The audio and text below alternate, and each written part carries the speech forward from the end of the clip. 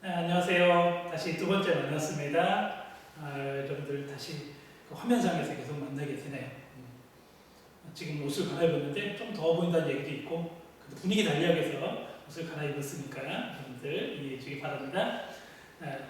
이번 지난 시간에 우리가 교과서와 교육과정을 다시 되돌아보는 일을 했습니다. 이번 시간에는 교과서를 살펴보는 일을 다시 한번 해볼게요. 여러분들 이거 국어교육의 이해라는 과목에서 국어교육과 교육론 시간에 살짝 쭉 한번 살펴본 적이 있는데 그때와 또 느낌이 다르게 어떤 관점에서 살펴봐야 될까라는 데 초점을 주면 좋겠습니다.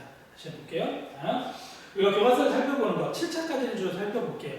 왜냐면 7차 이후에 검정교과서, 우리가 교과서의 종류에는 국정교과서가 있고 검정교과서가 있고 인정교과서가 있고 자유발행자가 있다고 했습니다. 이거에 대한 안내는 우리가 1주차, 2주차 이을거리 강의 교재로서 논문으로서 제시를 하고 있어요. 여러분들 좀 보면 되는데 7차 때까지는 국정교과서였습니다. 중학교나 초등학교나 국정교과서였기 때문에 국정교과서를 살펴보고요. 그 다음에 2007부터는 검정교과서, 국어 같은 경우는 검정교과서였는데 이 검정교과서에 대한 거는 지금 우리가 교과서 분석하는 것에 많이 활용되기 때문에 조금 흐름을 바꿔서 할 수 있도록 하겠습니다. 우리가 지난 교과서를 살펴보는 이유는 과거 사실을 거울 삼아서 오늘날의 교과서에 대해서 다시 한번 살펴보고 보다 나은 미래 창조예요. 보다 나은 미래 창조라는 건 여러분들이 아까 지난 시간에 살펴봤던 2020년에 교육과정이 나오게 되면 새로운 교과서가 나올 수도 있고 또는 여러분들이 교과서를 재구성할 수도 있다고 했어요. 교과서 만들 때 좀 더 새로운 아이디어를 얻을 수 있는 무엇이 있을까를 살펴보기 위해서 과거를 살펴보는 것입니다. 그러면 쭉 살펴볼게요. 오늘은 슬라이드가 굉장히 많습니다. 슬라이드를 쭉 넘어가면서 보는 것을 할게요. 이 PPT 화면은 여러분들한테도 보여줄 거니까 여러분들이 집에서 놓고 나면서 제 목소리만 들을 수도 있겠습니다. 지금은 사이버 캠퍼스의 용량 한계나 이런 것이 잘 안 올라가 있는데 곧 이 영상과 함께 여러분들이 전달할 수 있는 방법을 찾을게요. 그런 톡방을 통해서 알려준다든지 아니면 다른 방법을 통해서 지금 지난 시간에 했던 PPT 화면과 오늘 시간의 PPT 화면은 제가 PDF로 변환을 시켜서 여러분들한테 다 전달될 수 있도록 할게요. 그러니까 같이 복습할 수도 있겠습니다. 시를 다시 만나네요. 봤던 시입니다. 우리가 시를 나누지 못하니까 시를 봅니다. 마중물과 마중물이 기억나나요? 자, 제목을 썼어요. 교과서는 학습의 마중물이 됩니다. 학생들은 교과서를 통해서 마중물의 역할을 합니다. 혼자 자기주도적 학습할 수 있죠. 지금의 교과서 흐름은 자기주도적 학습이 가능한 교과서라고 할 수 있어요. 그렇기 때문에 마중물 역할을 합니다. 여러분들이 학습에서 그걸 할 수 있도록. 시 다 읽었나요? 요 화면 봤었네요. 다시 가져왔어요. 기억하라는 얘기입니다. 자, 우리가 살펴보는 건 1차부터 지금 7차까지 교과서를 살펴볼 거거든요. 그럼 1차부터 7차까지 교육과정 흐름이 어땠는지 다시 한번 기억해 봅시다. 혹시 영상을 연속으로 보는 사람들은 기억이 나겠지만 한 일주일 만에 다시 영상을 보는 사람은 이렇게 기억이 잘 안 날 수도 있습니다. 1차 뭐 했었죠? 네, 뒤에 영향을 받아서 경험중심 교육과정. 2차, 3차까지도 비슷했죠? 4차에 와서 바뀌었습니다. 국어교육과정. 뭐로 바뀌었죠? 학문중심 교육과정. 그 다음에 5차부터는 인간중심 교육과정, 언어사용 기능이라고 했습니다. 그러면 우리가 살펴볼 5차, 6차, 7차는 같은 흐름이었겠네요. 그럼 우리 교육과정 덩어리로 보면 경험중심 교육과정, 학문중심 교육과정, 그 다음에 세 번째는 인간사용이 아니고 인간중심, 언어사용 중심 교과서라고 할 수 있습니다. 자, 흐름 기억했죠? 이거에 따라서 교과서를 볼 때 이런 질문들이 나오게 될 겁니다. 1차 초등입니다. 자, 1차. 여기서 특징은 뭐였냐면, 이게 잘 보이면 나오지만, 단원이 아직 좀 많이 나왔는데, 나오다가 10월이 3일절이에요. 10월이 3일절? 10단원이? 경험 중심이잖아요, 했죠, 아까? 1차는? 경험 중심이면 3일절이 있을 때쯤 배워야 가장 효과적이잖아요. 근데 왜 10단원일까? 12단원까지 있는 것 중에? 이게 무슨 일이지? 3일절이 바뀌지는 않았을 텐데? 상황들이. 그러면 10단원을 배울 때쯤, 즉 8단원을 배울 때는 설날이겠죠? 보통 1월 말이나 2월쯤 있는 거고 10단원을 배울 때는 3월이었겠다는 거죠. 이게 무슨 얘기일까? 어떤 차이가 있을까요? 이때는 어땠을까? 그럼 1차 때는 지금의 학기 시작이 달랐다는 걸 알 수 있어요. 지금 학기 시작은 우리나라의 학기 시작은 언제? 3월 1일. 일본은 현재도 4월 1일. 미국이나 유럽 쪽은 주로 9월 1일입니다. 9월 1일에 학기 시작해요. 그러면 우리나라도 어때요? 요 1차 교육과정 시기에는 3월 개학이 아니었다는 거죠. 물론 2020년은 3월 개학이 아니라 우리나라도 4월 개학, 오늘 2시에 발표된다는데 4월 개학이 될 수 있는 여지도 있지만 원칙적으로 현재는 3월 개학으로 되어 있죠. 그걸 알 수 있어요. 그러면 이 단원의 구성에서도 학생들이 경험하는 거에 위치에 맞추어서 하고 있는 부분을 알 수 있습니다. 교과서 단원 구성도 그렇습니다. 그럼 만약에 여러분들이 3일절을 배운다면 요즘 배우는 교과서에는 100이 몇 단원이죠? 1단원이겠죠. 3월 처음 시작할 때가 3일절이기 때문에 그렇습니다.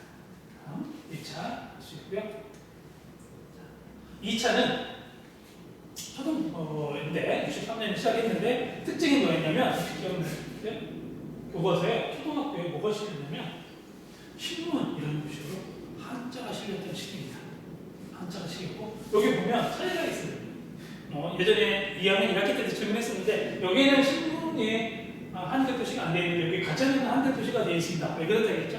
혹시 기억나나요? 그렇죠. 처음 나올 때는 위에 써주고 그 다음 나올 때는 써주지 않게 돼요.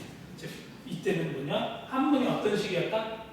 한문이 되게 중요하게 영향을 받던 2차 시기입니다. 한글 전용 시기가 언제였는지 여러분들이 인터넷 검색을 해보면 한글 전용 시기 이전이었다는 거죠. 한자를 굉장히 중시하던 시기입니다. 얼마 전에도 그런 사태가 있었습니다. 2015년에도 초등학교 교과서에 한자를 병용해야 되느냐 말해야 되는 사태는 그런 얘기도 있었습니다. 저도 신문에 투고할 때는 초등학교 교과서에는 한자는 병용하면 안 된다는 투고를 했었고 물론 그거에 대해서 반대하는 사람들도 있었습니다. 한자 병용 시기가 있었던 시기라고 할 수 있어요.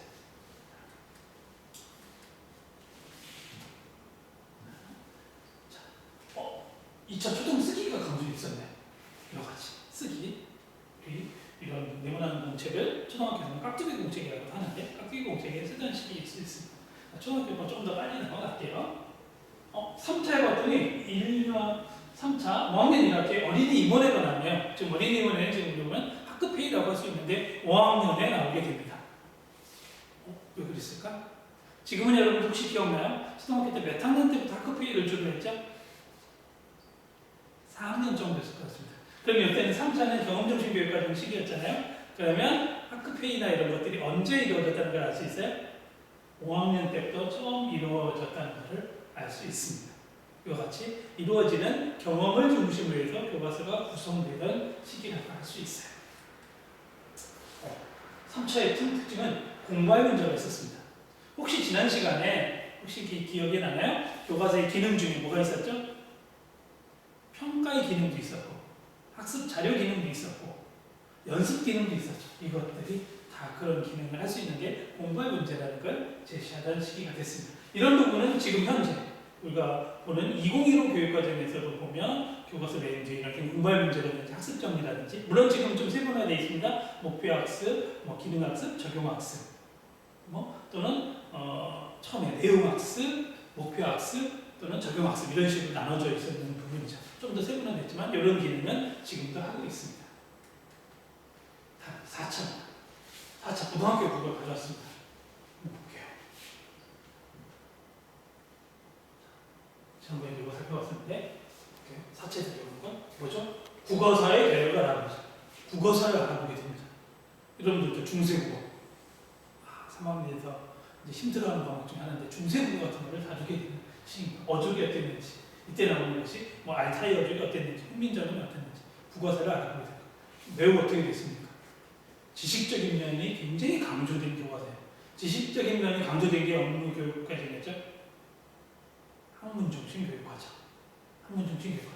4차는 학문중심 교육과정을 영향을 받았다는 걸 여기서도 알 수 있는 부분이 됩니다. 1989년에 교육했던 교과서였습니다. 이때는 굉장히 교과서가 어려웠고 지식 암기였습니다. 이때는 한 종류였고요. 이때 시절에는 수능 체제가 아니라 이때만 해도 학력고사이기 때문에 굉장히 암기라는 부분이 강조되는 시험 체제가 됐습니다. 5차로 왔습니다. 5차의 가장 큰 특징은 뭐였죠?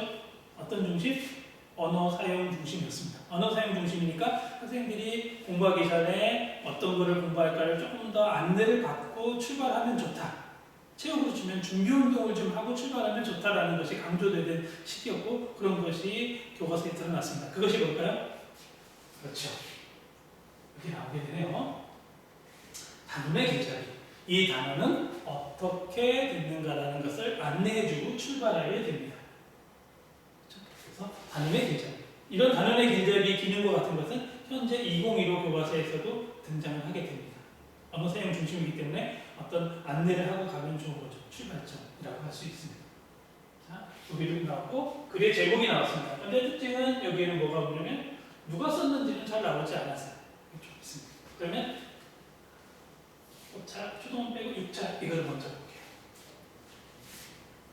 단원의 길잡이는 같은 거잖아요. 아까 5차와 차이점이 뭐죠? 뭐가 써 있어요? 그렇죠. 누가 썼는가가 나오게 되죠. 자, 여기에 배우 제가 좋아하는 분입니다. 여기 나오고 있는 분은 음영원이라는 분은 굉장히 제가 좋아하는 분입니다. 어쨌든 6차 교과서와 5차 교과서의 차이는 작가 또는 글쓴이를 강조하기 시작하게 됩니다. 지금도 여러분들 교과서를 보면 글쓴이가 등장하나요? 시나 소설? 그렇죠. 지금은 글쓴이가 굉장히 중요하게 되는데 예전에는 중요함에도 불구하고 처음에 글쓴이가 등장하지 않았다는 특징을 가지고 있습니다. 다음 옆자에 보면 단원의 길잡이. 조금 더 강조되고 길게 쓰여지고 있죠. 점점 가면 갈수록 줄고 지금도 아마 2페이지 이상이 나오는 경우도 있습니다. 6차 초등교과서. 뭐가 조금 달라졌네요. 혹시 앞에 거랑 보면 자, 이게 5차였어요. 5차 초등국어. 물론 5차 때는 초등국어가 두 흐름이 있었어요. 5차 때는 1, 2, 3학년 교과서와 4, 5, 6학년 교과서 만든 주체가 좀 달라서 흐름이 다르긴 했는데 이때도 보면 3학년 이렇게 보여. 이때만 해도 교과서가 조그만 크기의 흑백이었습니다. 그럼 다시 펴 넘어갈까요? 6차 어떻게 됐습니까? 커맨인데 큰 차이가 딱 보이는 게 뭐예요? 컬러가 나오게 되죠. 색감이 나오게 됐습니다. 컬러화 시대라고 할 수 있죠. 우리나라가 교과서가 컬러가 된 게 그렇게 오래되지 않았다는 걸 알 수 있어요. 여러분들은 당연히 지금 초중고를 다니면서 대부분 컬러 교과서를 배웠지만 이때만 해도 그걸 안 했다는 걸 알 수 있어요. 또 하나 여기 보면 혹시 여기 떠오르나요? 위에 컬러가 표시이면 좋아하는 시를 낭송하고 좋아하는 까닭을 말하여 보자가 나왔어요. 여기 볼까요? 어떻게 보면 학습 목표라고 할 수 있죠. 지금은 성취 기준이라고 하지만 그때는 교육 내용이었거든요. 내용을 제시하고 무엇을 공부할 거를 제일 먼저 제시했습니다. 혹시 뒤로 한번 가볼게요. 자, 뒤로 가볼게요. 자, 이런 데 보면 무엇을 공부할 거가 나왔나요? 제시가 안 되어 있죠. 근데 지금 가보면 중학교 나는데 초등학교 때는 이것이 더 등장했어요. 이게 뭘까요? 학습 목표라고 했죠. 그럼 아까 혹시 지난 시간에 교과서 단원 구성의 방식이 있다 했는데 그 방식에 뭐를 충실하게 따르고 있는 거냐면 목표 중심 단원 구성을 따르고 있는 겁니다. 초등학교와 중학교가 좀 다르기도 하죠. 초등학교가 먼저 목표 중심의 단원 구성을 먼저 하고 있습니다. 아까 6차 중등도 되돌아가서 보면 목표 중심이 드러나지는 않았었어요. 그러니까 초등이 먼저 교육과정의 이론이라든지 목표 중심을 좀 더 충실하게 먼저 배워냈다는 걸 교과서 역사를 통해서 알 수 있습니다. 이 흐름은 언제까지 왔느냐? 지금 2015 교육과정까지도 학습 목표가 제일 먼저 등장하게 됩니다. 자, 여기에도 보면 나오게 되죠. 자, 여기도 주장과 근거가 무엇인지 생각하며 글을 읽어보자 이런 목표가 나오게 되죠. 이렇게 목표를 제시하는 걸 알습니다. 6차 때였습니다. 자, 중학교 6차 중학교 교과서의 전체 흐름이에요. 3학년 1학기에 보면 초등학교 교과서는 혹시 기억날지 모르지만 말하기 듣기 교과서, 읽기 교과서, 쓰기 교과서 그 뒤에는 말드스 읽기 교과서가 있는데 중학교는 6차 때만 해도 국어라는 한 종류였거든요. 그러다 보니까 잘 보면 알 수 있지만 영역은 나눠져 있는데 여기에 1단원 효과적으로 말하기는 말하기 듣기다. 이 글과 표현은 읽기다. 여기 문법 기능은 언어다. 그때만 6차만 해도 우리가 문법을 언어라고 영역 구분하던 시대였으니까 이런 식으로 해서 어떤 것이 쓰였는지를 안내하고 있습니다. 영역별로 골고루 쓰고 있지만 교과서가 단권 체제였다는 걸 보여주는 그림이라고 할 수 있어요.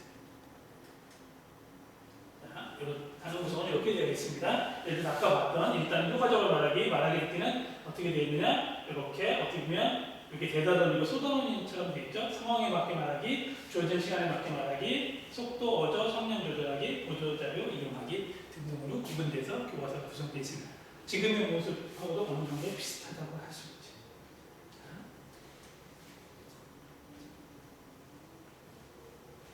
학습 활동으로 갈게요. 아까 상황에 맞게 말하기 했습니다. 상황에 맞게 말하기는 여기 잘 제시가 되어 있어요. 그런데 아까 얘기했던 초등학교 교과서와 다른 점 뭐가 안 나와 있죠? 목표가 명시적으로 실시가 되어 있지 않죠. 그런 차이가 있습니다. 그 다음에 학습 활동은 똑같이 나와 있습니다. 학습 활동은 제시가 되어 있습니다. 이때만 해도 아까 얘기했던 내용 학습, 그 다음에 목표 학습, 적용 학습이라는 흐름이 구체화되지는 않았던 시기입니다. 6차만 해도 그걸 여러분들이 공부할 수 있습니다. 중학교 와서 이렇게 나와 있습니다. 단원의 마무리라는 부분이 나와 있습니다. 요거의 특징, 단원의 마무리입니다. 방글 읽고 부분에 답해보자. 방글 읽고 부분에 답해보자. 단원의 마무리는 우리가 교과서를 보면 10분, 20분 내에 간략하게 정리할 수 있어야 되는데 이때 6차 때는 단원의 마무리가 하나의 글을 읽고 엄청나게 많은 분량을 차지하고 있어요. 학습자에게 굉장한 부담을 주는 거고 새로운 학습의 마무리가 아니라 새로운 학습의 시작처럼 돼서 굉장히 비판을 좀 많이 받던 시기가 되겠습니다. 그러다 보면 당연히 7차부터는 이런 부분이 간략하게 붙여졌겠죠. 그게 역사를 통해서 배우는 겁니다. 그러면 현재 2015 교과서는 어떻게 됐을까? 단원의 마무리 부분이 한번 찾아볼 수 있어요. 아마 그 교과서 쪽에 반쪽도 안 되게 마무리하는 것도 있고 어느 건 한쪽을 쳐서 그냥 체크리스트로 또는 단원의 마무리를 쭉 정해준 것으로 끝난 여러 가지 형태가 나타나게 됩니다. 언어도 똑같은 형식으로 되어 있습니다. 아까 단원의 마무리가 이만큼입니다. 세 쪽이나 차지하게 되고 텍스트가 굉장히 깁니다. 그래서 굉장히 부담을 느꼈다. 새로운 학습이었다. 어떤 부분을 제시한 부분입니다. 7차 소상입니다. 이거의 특징은 7차 때는 조금 더 이렇게 달라졌다는 거예요. 그래서 그 특징은 뭐냐면 여기 지금 보여드릴게요. 첫째 마당, 둘째 마당, 셋째 마당, 넷째 마당, 다섯째 마당이라 해서 대단원 체제를 구현했던 거예요. 그러니까 우리가 교과서를 만들 때 대단원 체제, 중단원 체제, 소단원 체제라고 할 수 있는데 대단원 체제의 형식을 마련했던 체제가 됩니다. 지금 여러분들 중학교 교과서 2015 분석해봤으니까 2015 교과서는 몇 개 단원을 주로 있죠? 한 학기에? 4개, 5개. 거기에 소단에 2개, 3개 되어 있죠. 약간의 대단원 체제를 할 수 있고 요거랑 비슷한 점이라고 할 수 있습니다. 또 하나 여기의 특징은 7차의 특징은 뭐가 있냐면 여기 보면 한 걸음 더 라는 부분이 있어요. 한 걸음 더 부분이 뭔지는 한번 다시 한번 가볼게요. 자, 여기 마찬가지로 여기에 7차는 다시 보면 이게 뭐죠? 학습, 목표 중심 교과서라는 부분을 알 수 있고요. 그 다음에 여기도 마찬가지 시를 읽을 때도 어떻게 해야 되는지 학습 목표가 나와 있고 학습 활동이 이렇게 제시되어 있습니다. 마찬가지 계속 그렇게 나오게 되죠. 그 다음에 아까 목표 나와 있는 3가지가 나와 있습니다. 여기 혹시 화면상으로 여러분들이 PPT를 받아서 화면상에 보면 나오게 되는데 여기에 보면 여기에 색깔이 달라요. 이거 색깔이 다른데 아마 화면을 여러분들이 켜서 보면 돼요. 여기 화면 촬영 화면을 잘 안 보일 텐데 색깔이 다른데 이 색깔이 다 다른 게 뭐냐면 활동이 다르다는 거예요. 아까 보면 내용학습, 목표학습, 적용학습 등등과 관련된 구분했던 표시입니다. 7차 때 지금 7차 교과서 뭐였죠? 7차 때부터는 뭐를 강조하고 있냐면 교과서 학습 내용 정리에서도 또는 학습 문항도 내용학습과 목표학습과 적용학습을 구분하고 있는 것을 초등교과서에서 볼 수 있습니다. 아까 한 걸음 더라고 그랬죠. 한 걸음 더는 되돌아보기가 있고요. 여기 아이고 안 보이네요. 더 나아가기라는 게 있어요. 더 나아가기. 이게 보면 더 나아가기가 있는데 더 나아가기로 구분했었습니다. 한 걸음 더 무슨 얘기냐면 7차 교육 과정의 가장 큰 특징은 혹시 아까 쑥 넘어갔지만 중요한 게 뭐였냐면 수준별 교육 과정이 있어요. 수준별 교육 과정에서 심화 과정과 보충 과정이 있었습니다. 한 걸음 더는 심화 보충 과정이거든요. 그러면 여기에는 되돌아보기는 뭘까요? 되돌아보기는 평가 활동이에요. 자, 한 걸음 더해서 평가를 통해서 뭘 해야 되느냐? 더 나아갈지, 심화를 할지, 보충을 할지 나누는 과정입니다. 근데 국어는 텍스트에 따라서 나누기가 되게 힘들죠. 그래서 그냥 선택학습으로 많이 했던 7차예요. 근데 수학 같은 경우는 예를 들어 수학 문제 10문제 풀어보고 나서 8문제 이상 맞으면 활동 2로 가고 5문제 정도를 맞으면 활동 1로 가라고 해서 완전히 구분을 했어요. 즉 수준별을 나눴다. 부분 그런 교과서도 있었습니다. 7차 때 구현됐고요. 7차 때는 수준별 교육과정이나 가장 큰 특징을 갖고 있는 학문의 관점이 드러난 겁니다. 교과서에. 지금은 이런 것이 거의 잘 드러나 있지는 않습니다. 수준별 교육과정을 그 큰 흐름은 학습 속에서는 이루어지는데 교육과정 속에서 수준별이라는 용어는 쓰지 않고 있기 때문이에요. 자, 우리 중학교로 갑시다. 우리 관심은 이게 7차입니다. 7차 때는 중학교 국어와 생활국어로 나누어진 시절입니다. 초등학교와 비슷했어요. 초등학교 때에 배웠던 읽기는 국어고요. 읽기와 문학은 국어고요. 그 다음에 듣기 말하기 쓰기는 생활국어에서 주로 성취 기준을 다루던 시기라고 할 수 있습니다. 자, 이렇게 구분이 되어 있습니다. 그렇죠? 생활국어니까 말하기, 문제 문법, 글쓰기, 듣기 말하기, 품사, 문법 이런 것이 주어졌죠. 즉 아까 국어는 주로 뭐라고요? 읽기와 문학이 주로 쓰이던 교과서였습니다. 예를 들어서 이 시절에 7차에는 주당 시간이라는 개념이 있었거든요. 중학교 국어가 5시간인데 국어를 배우던 게 3시간, 그 다음에 생활국어 배우던 게 2시간 정도로 구분이 되던 시기였습니다. 그래서 국어 교과서가 좀 두껍고요. 생활국어는 좀 얇았던 시기가 됩니다. 자, 생활국어입니다. 이렇게. 이런 것들. 좋은 화제로 말하기 위해서 만화가 굉장히 많이 등장했어요. 그전에 만화 같은 게 교과서에 등장하지 않았던 시기거든요. 근데 중학교 때 만화가 등장했습니다. 이걸 통해서 학습 동기를 유발한다든가 이런 기능을 강조하는 겁니다. 교과서의 기능이 기억나죠? 동기 유발 기능이라는 그거를 강조하던 시기라고 할 수 있습니다. 또 하나 뭐가 강조되는 거냐면 여기 보면 단원의 길절입니다. 단원의 길절이 아까 5차, 6차에 있었지만 7차에 대해서는 굉장히 강조를 많이 하고 있고요. 단원의 길절 중에 뭐가 있냐면 여기 혹시 보이나요? 뭐 있나요? 여기 학습 목표라는 것도 제시했죠. 6차 때 교과서까지 목표가 있었나요? 목표가 제시되지 않았어요. 7차 때는 목표 중심 교과서라는 걸 분명히 드러내고 있고요. 단원의 길절을 굉장히 강조하고 있습니다. 칼라도 있고 이런 등장인물을 통해서 좀 더 동기 유발 학습자에게 다가가려고 하는 것. 왜? 5차, 6차, 7차는 언어 사용 기능 중심이었거든요. 그래서 조금 더 학습자에게 다가가려고 했던 진행이라고 할 수 있습니다. 마찬가지로 여기에 보면 활동이 나오고 안내가 나오는 부분이라고 할 수 있습니다. 이렇게 나오죠? 그 다음에 혹시 여기에도 학습 활동이 이렇게 되어 있습니다. 학습 활동이 1, 2, 3으로 해서 내용 정리 기능이라는 부분이 되죠. 됐나요? 그 다음에 혹시 여기에 프린트한 데 보이나요? 글씨가? 자, 여기 볼게요. 왼쪽에 보충 심화 있었죠. 아까 7차 초등교과서 봤는데 한 걸음 더가 있었죠. 더 나아가기, 되돌아보기가 있었는데 이것이 수준별 교육과정을 드러내는 데 있는데 7차 국어교과서, 중등교과서에서도 보충 심화를 나누던 시기가 됩니다. 그러니까 수준별 교과서는 그 7차 교과의 가장 큰 특징이 드러나 있던 것입니다. 그 다음에 혹시 6차 교과서에서 굉장히 큰 특징의 단원의 마무리가 굉장히 강조됐다고 했죠. 그래서 막 3페이지 나오고 굉장히 힘들다고 했는 게 단점이라고 했는데 7차 교과서에서 보면 여기 보면 보이나요? 이 단원을 마치면 여기서 간략하게 그냥 정리하는 것으로 그래서 그 부담을 많이 줄이려고 했던 게 그 특징이라고 할 수 있습니다. 이런 특징은 2007 거쳐서 2015에도 이 특징의 흐름이 남아 있습니다. 아까 교과서를 살펴보는 이유가 과거를 거울 삼아서 오늘 거를 살펴본다고 했습니다. 그러면 미래를 나아가기 위해서는 나는 단원의 길잡이는 어떻게 해야 될까? 이건 너무 짧다. 이건 뭐 길잡이라면 그냥 쓰겠구나 할 것 같다. 그러면 6차에 잃었던 것과 이거를 준용을 해서 조금 한 페이지 정도로 조금 더 나눠준 학습이 이루어지는 걸 만들겠다라고 하면 여러분들이 새로운 창조를 하는 거고 교과서 구성을 해낼 수 있어요. 여러분들이 이제 교과서 구성을 해볼 때 여러분들 그 아이디어를 받아들이면 여러분들이 단원 구성에 단원의 길잡이 또는 단원의 마무리 이런 것들의 페이지 구성을 여러분들이 마음껏 할 수 있는 겁니다. 그런 아이디어를 여러분들이 해서 어떤 게 좋을지를 잘 생각하면 좋습니다.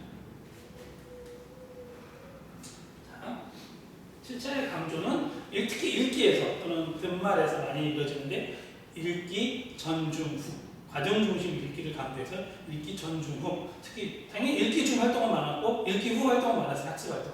그런데 그럼 뭐가 강조 안 됐냐면 읽기 전 활동이 강조가 안 됐었거든요. 그래서 지금 읽기 전 활동이 강조된 모습입니다. 지금은 여러분들 교과서 분석하면서 봤죠. 2007도, 2009도, 2015도 읽기 전 활동이 굉장히 강조 많이 되어 있습니다.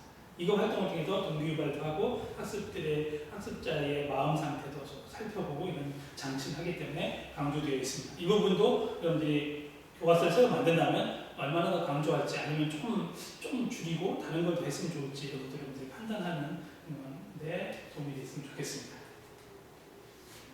학습활동도 되어 있습니다. 학습활동 아까 계속 쓰던 용어인데 혹시 기억날지 모르겠어요. 여기에 조그맣게 내용학습, 여기에 목표학습 넘기면 여기 내용학습, 목표학습이라고 제시되어 있고 또는 적용학습이라고 분명히 제시하고 있습니다. 2007까지는 이 용어를 그대로 많이 썼는데요. 지금 교과서를 보면 내용학습, 목표학습, 적용학습 용어를 쓴 교과서도 있고 이걸 쓰지 않은 교과서도 있습니다. 근데 흐름은 요 흐름이면 좋다고 그랬죠. 이제 살펴볼 수 있겠어요. 자, 보충 심화 활동이 나왔다는 걸 얘기할 수 있고 보충 심화 중에서는 자기 점검 한 부분을 할 수 있습니다. 이와 같이 여기도 2단을 마치면 이렇게 간략하게 정리했고요. 쉼터라는 부분도 또 제시되어 있는 특징이 있습니다. 지금도 어느 교과서에 보면 쉼터. 근데 지금은 쉼터보다는 어떤 활동, 요 공간이 어느 걸로 많이 갔냐면 창의 유감 활동이라는 부분이 많이 강조되게 2015 교과서입니다. 고등학교 교과서. 제가 비판 많이 했었는데 기억나나 모르겠어요? 왜? 2페이지나 되는데 너무 많은 공간을 차지해서 별 효용성이 떨어진다. 이것도 사파의 크기라든지 뭐 교과서 비판할 수 있다고 했어요. 자, 고등학교 보고 간단하게 정리해보자. 어떻게 쓰면 좋을지 제시된 부분입니다. 그 다음에 이것도 제가 비판했었어요. 혹시 기억나나요? 두 가지. 어떻게 보면 이 단원에서 뭘 배우고 이 단원 통해서 뭘 하는 학습 목표고 단원의 길잡이인데 단원의 길잡이나 목표는 되게 짧은데 그림만 굉장히 크게 제시해서 공간을 좀 낭비하고 있는 것이 아닌가. 지금 사실은 교과서마다 몇 페이지까지만 써야 되는 분량 한계가 있어서 소설 같은 경우도 전문을 싫지 않는 경우가 많은데 이런 데까지 하는 것은 조금 더 낭비가 된다라는 부분을 얘기했었습니다. 고등학교 국어. 자, 여기에서 특징은 이거였습니다. 기억날 쪽에서 여기에 혼자하기 활동. 그러면 혼자하기 활동이 있다는 얘기는 뭐가 있다는 얘기일까요? 함께하기, 둘이하기 이런 게 있다는 얘기죠. 함께하고 둘이한다는 얘기는 어떤 걸 제시하냐면 사회 구성주의를 나타내고 있어요. 사회 구성주의라는 건 어떤 거냐면 우리 학문 관점의 반영이 되어 있다. 7차는 사회 구성주의를 바탕으로 한다는 걸 나타내주는 장치라고 할 수 있습니다.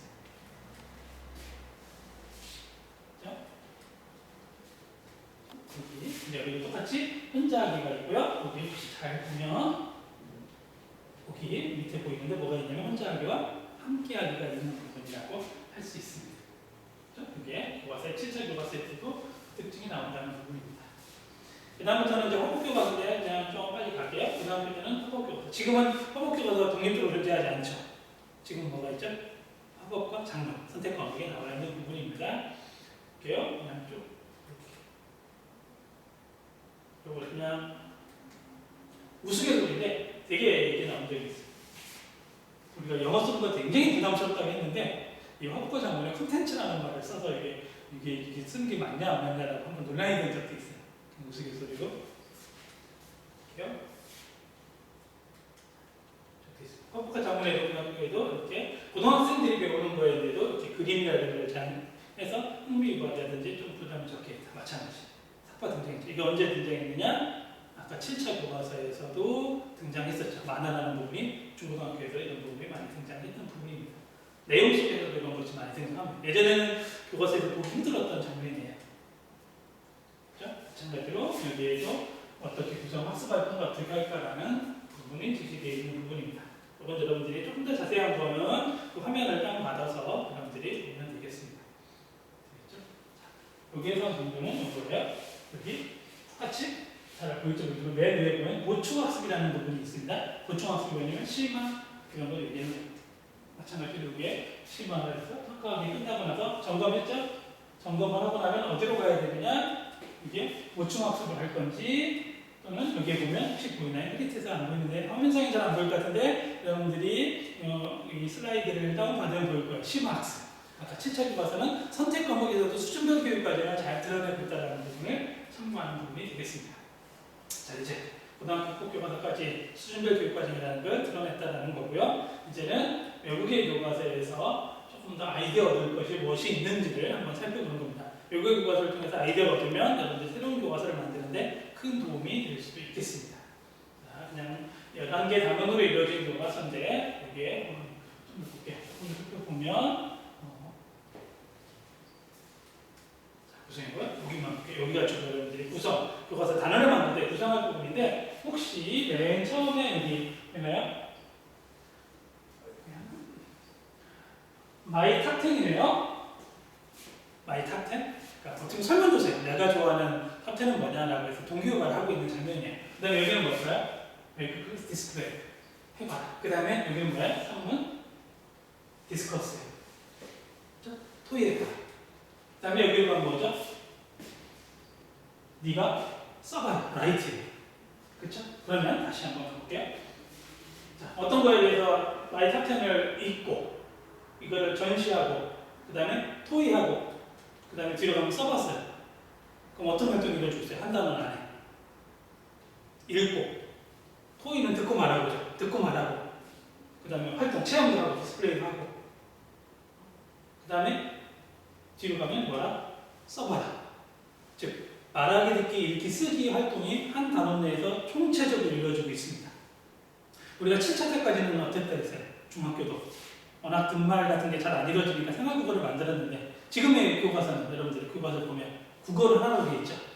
국어 한 단원 속에 아까 말하기, 듣기, 읽기, 쓰기 단원별로 나누는 게 아니라 통합적으로 이루어지는 통합교과서, 통합언어교육이 강조되어 있는 교과서라는 부분을 알 수 있습니다.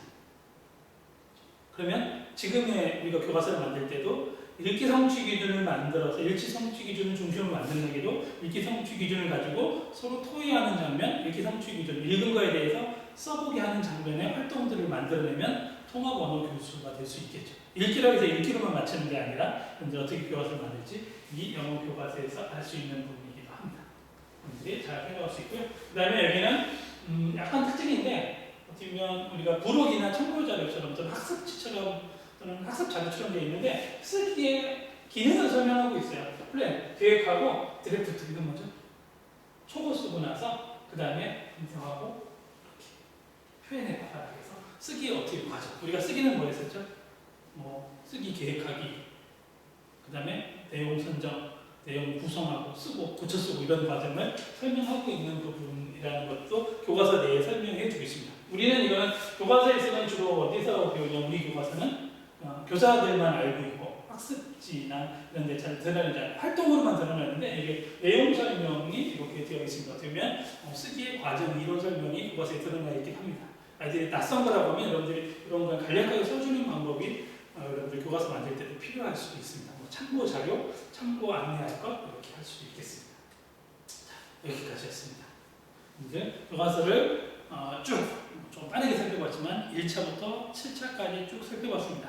이 살펴본 이유는 과거에서 배울 것, 고쳐야 될 점을 가지고 우리 교과서를 분석하는 데 사용할 수도 있고요. 여러분들 교과서 새로 만드는 거. 여러분들 이제 프로젝트 세 번째 교과서 만들기는 말 그대로 미래 창조에 여러분들 새로 창의적으로 만들어낸 거에 참고하는 아이디어를 가져올 수 있겠습니다.